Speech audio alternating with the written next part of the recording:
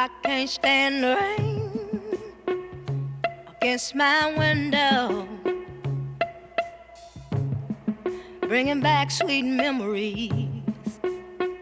Yeah, when the rain, do you remember? Our fourth nominee from the summer, July of 1973. This is Ann Peebles with I Can't Stand the Rain. So again, like a millennial, I was not able to separate this from Missy Elliott. But boy, this is something else. I mean, I haven't heard this song as much in my life. I've heard, Super Duper Fly. This is such a cool, we'll get into it, but this is such a cool soul track from a very unique and distinct studio.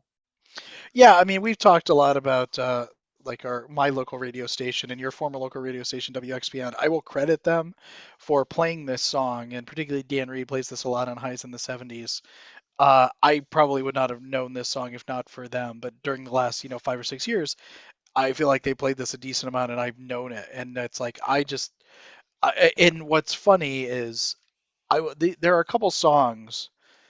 My wife and I had this discussion last night where it's like you hear this song, and you're like, oh, I kind of thought this song came out in 1975. I can't believe it's a 2021 song. This one was kind of the opposite. I think when I probably first heard it on XPN a few years ago, where it was like, oh, this is a great new song, and then you go look, it's like, oh no, this is what at that time 40 some years old.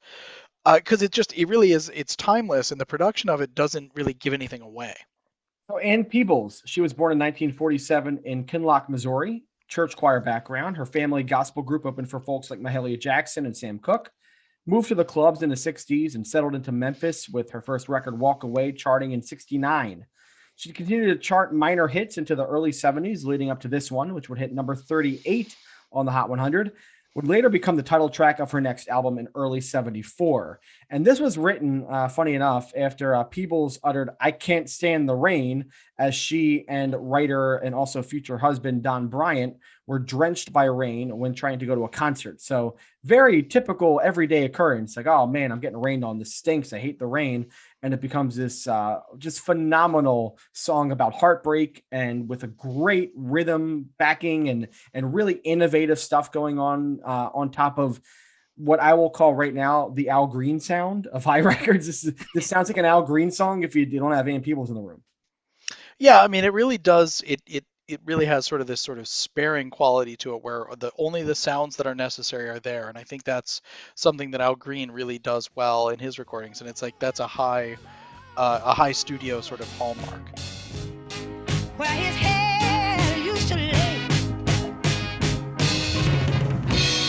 I know you got some sweet memory, but like the window, you ain't got nothing to say. I mean, I love Peebles' vocal on this too. Like, she's like very much like Al Green, kind of doing everything she can within the space that she's given. As opposed to Marvin Gaye in Let's Get It On, there isn't a lot of space for her to really work. So it's very much an economy thing. And she packs a lot of feeling into every word. You really feel the soul in here, and you feel that gospel background that Peebles has, because she doesn't really waste any word in this track. Yeah, I think that's a great point about it, and it's like I sort of picture her in a room recording this. It is really, which I think goes to your point about her. She doesn't have the room to sort of, scream out or to really belt out the way that Marvin Gaye does. Uh, and it's like this, I think it's a great, sort of like way that the arrangement works with the subject matter, where it sounds like somebody singing who is in a room, who is like, looking at the window. And the production works really well to me with the lyrics and with the overall vibe of the song.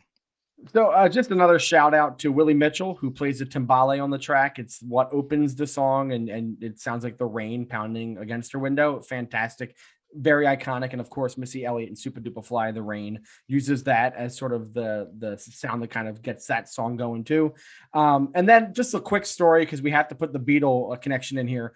John Lennon loved this song, and during his Lost Weekend in 1974, when he was getting just drunk off of his butt with Harry Nilsson every night, went to the Troubadour to see Ann Peebles play a concert live, and she did this song, and Lennon was just yelling, and he was apparently wearing a Kotex pad on his head or something like that. Just terrible stuff. Lennon had his problems.